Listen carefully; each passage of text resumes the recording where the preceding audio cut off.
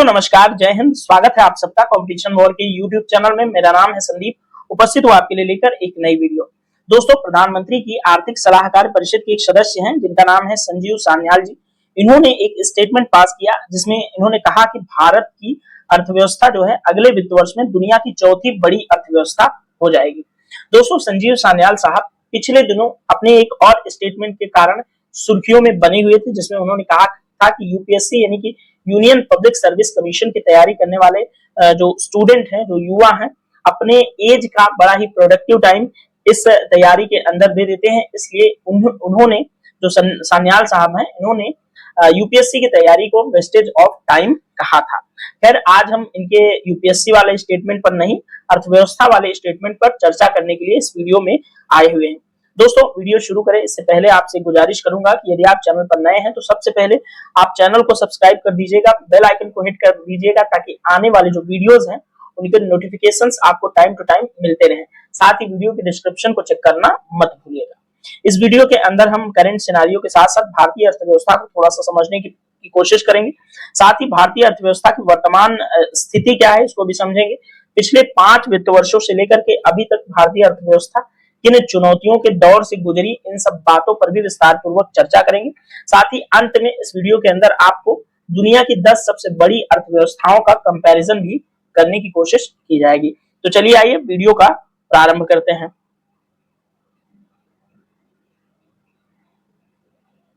दोस्तों, बातचीत की शुरुआत न्यूज़पेपर की कुछ कटिंग के माध्यम से करेंगे, जहां पर संजीव सान्याल साहब की ये तस्वीर दैनिक जागरण के राष्ट्रीय संस्करण के अंदर इस खबर के साथ छपी हुई कि इसी वर्ष $4 ट्रिलियन की आर्थिकी बन जाएगा भारत। इस खबर को पढ़ें। इससे पहले इधर जनसत्ता की न्यूज भी है, इसको भी देख लीजिए कि भारत अगले वित्त वर्ष में दुनिया की चौथी सबसे बड़ी अर्थव्यवस्था होगा। ये भी संजीव सान्याल साहब जी की ही स्टेटमेंट की ये जो है न्यूज है।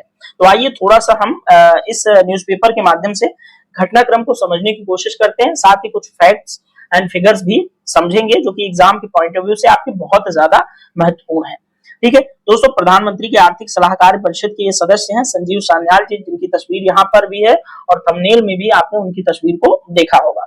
इन्होंने कहा कि भारत 2024-25 में $4,000 की अर्थव्यवस्था होगा।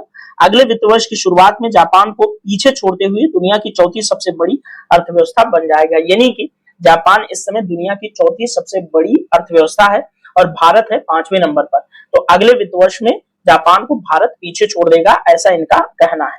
साथ ही सान्याल जी ने कहा है कि कमजोर निर्यात समेत विभिन्न चुनौतियों को देखते हुए देश के लिए 7% की आर्थिक वृद्धि दर अच्छी वृद्धि दर होगी। यानी कि 7% के जो है दर से भारत की अर्थव्यवस्था का विकास हो रहा है इस समय में। दोस्तों, उन्होंने एक कार्यक्रम के दौरान ये भी कहा कि निश्चित रूप से चालू वित्त वर्ष में हम $4,000 की अर्थव्यवस्था होंगे। और इसी बात को एक टाइम पे निर्मला सीतारमण जी ने भी कहा था कि भारत 2027 तक जापान और जर्मनी को पीछे छोड़ते हुए दुनिया की तीसरी सबसे बड़ी अर्थव्यवस्था बन जाएगा। वर्तमान में भारत दोस्तों अमेरिकी डॉलर के संदर्भ में 5वीं सबसे बड़ी अर्थव्यवस्था है। तो आपको अर्थव्यवस्थाओं के आकार के हिसाब से बताऊं तो 28 पॉइंट समथिंग अरब डॉलर के साथ अमेरिका दुनिया की सबसे बड़ी अर्थव्यवस्था है। उसके बाद 17,500 अरब डॉलर के आसपास की अर्थव्यवस्था चीन है, जो कि दुनिया में दूसरे नंबर पर है। फिर उसके बाद आता है जर्मनी तीसरे नंबर पर, चौथे पे है जापान और 5वें पे है भारत। आगे अर्थव्यवस्थाओं की पूरी 10 अर्थव्यवस्थाओं की लिस्ट मैं आपके साथ शेयर करूंगा। फिलहाल इस न्यूज़पेपर की कटिंग में कुछ और महत्वपूर्ण चीजें देखते हैं। दोस्तों, बाजार मूल्य पर अर्थव्यवस्था का आकार लगभग 3700 अरब डॉलर है भारत का।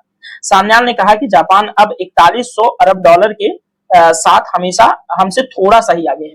यहाँ पर चीन का थोड़ा सा मैं करेक्ट कर दूं, 1700 अरब डॉलर है, हजार नहीं। ठीक है, इसमें यहाँ पर आपको ताकि किसी भी तरह की मिस्टेक ना समझ में आए।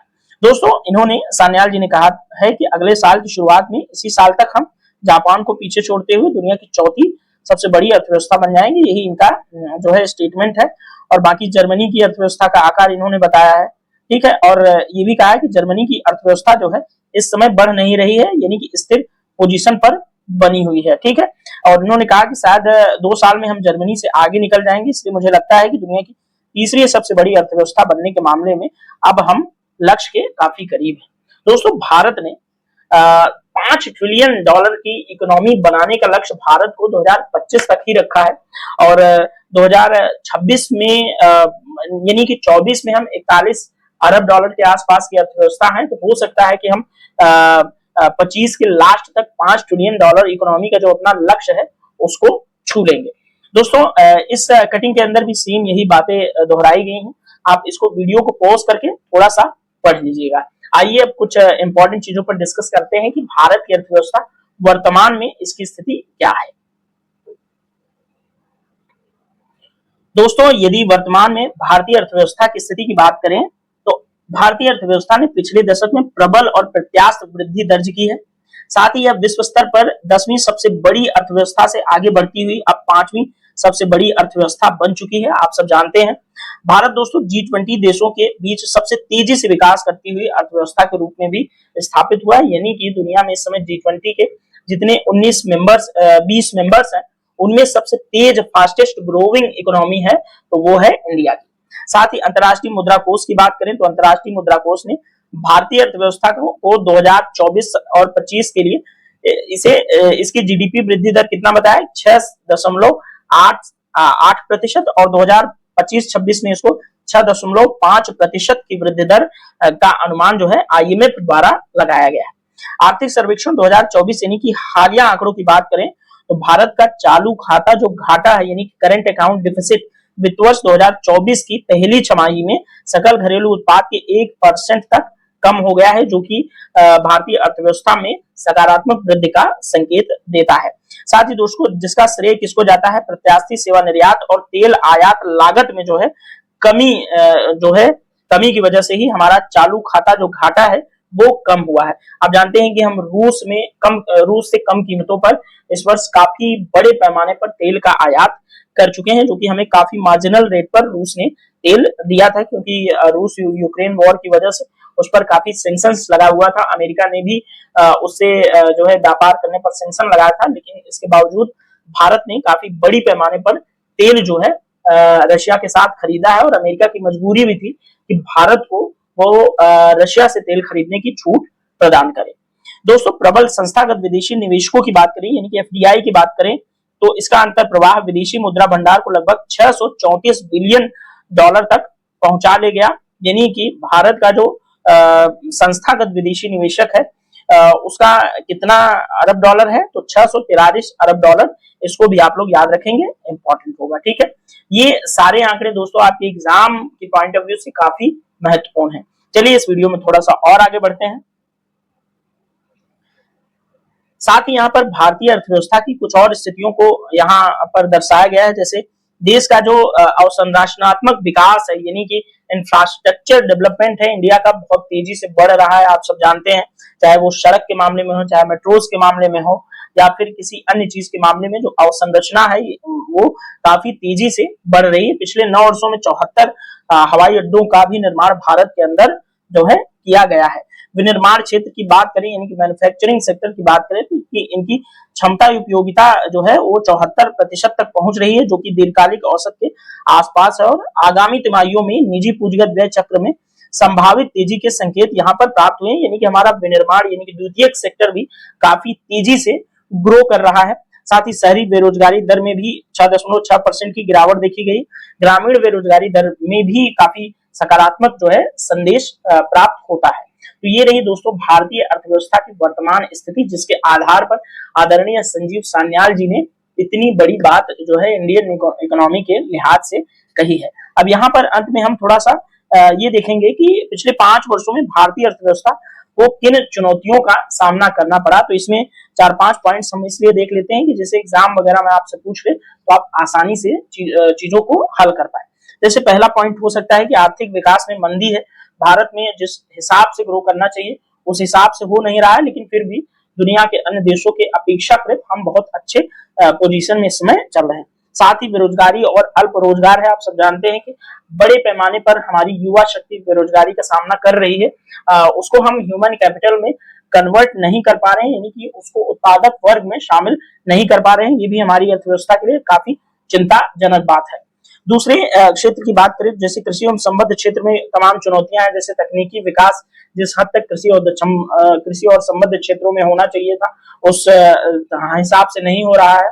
साथ ही किसानों के विकास को लेकर के, किसानों की आय को दोगुना करने का जो लक्ष्य था उस लक्ष्य को भी बहुत अच्छे तरीके से अचीव करते हम नहीं देख रहे हैं। और संरचना घाटा और निजी निवेश में भी कुछ कमी देखने को मिल रही है। साथ ही घरेलू उपभोग में मंदी और आय की असमानता देखने को मिल रही है। काफी बड़े पैमाने पर इकोनॉमिक जो है हमें इनइक्वालिटी का भी सामना करना पड़ रहा है। ठीक है, साथ ही भू राजनीतिक तनाव के संबंध में निर्यात संबंधी चुनौतियां भी आप जानते हैं कि लगातार 3 वर्षों से यूक्रेन और रशिया भी युद्ध कर रहे हैं और मिडिल ईस्ट में भी शांति नहीं है। दुनिया के तमाम देशों में जो कि मेजर एक्सपोर्ट के रूट्स हैं उसमें प्रॉब्लम होने की वजह से कहीं ना कहीं हमें जियोपॉलिटिक्स के लेवल पे भी भारतीय अर्थव्यवस्था को कुछ चुनौतियों का सामना करना पड़ रहा है।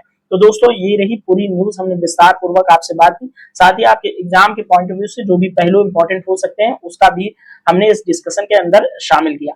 आइए अब हम दुनिया की 10 सबसे बड़ी अर्थव्यवस्थाओं के बारे में थोड़ा सा चीजें समझते हैं।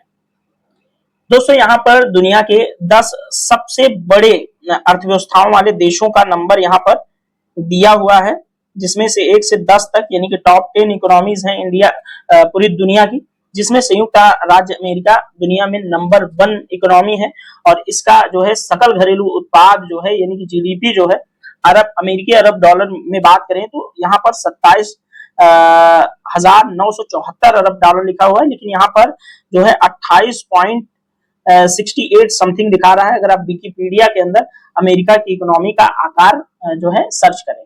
और उसी में चीन जो कि दूसरे नंबर की इकोनॉमी है दुनिया में 18,566 अरब डॉलर। तो वहां पर थोड़ा सा वीडियो की शुरुआत में मुझसे मिस्टेक हुआ था, इसको आप करेक्ट कर लीजिएगा। 17,500 आप इसको समझ सकते हैं क्योंकि डाटा इतना एकदम फैक्ट नहीं होते, लेकिन हाँ अप्रोक्सीमेट डाटा ये सही है। तीसरे नंबर पर है जर्मनी, चौथे पे है जापान, 5वें पे है भारत, उसके बाद यूनाइटेड किंगडम यानी कि ब्रिटेन है, फिर 7वें पे है फ्रांस, 8वें पे इटली और 9वें पे ब्राजील और 10वें पे है कनाडा।